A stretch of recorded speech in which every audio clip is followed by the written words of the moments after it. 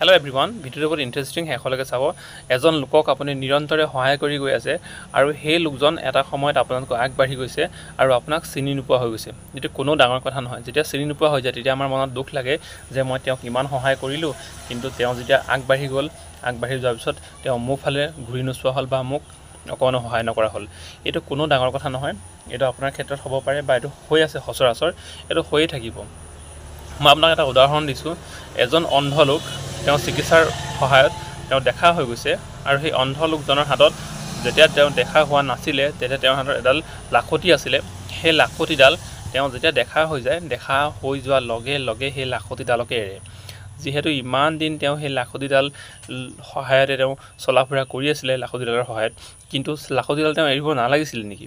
নিশ্চয় এৰিব লাগিব, যিহেতু দেখিছে।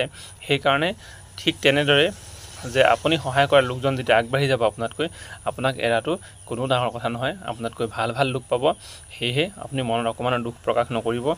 আপোনালোকৰ পৰা এনেকুৱা হৈছে নেকি? যদি হৈছে লাইক দিব আৰু যদি ফ'ল' কৰা নাই ফ'ল' কৰি দিব, পাৰিলে শ্বেয়াৰ এটাও কৰি দিব। Thank U.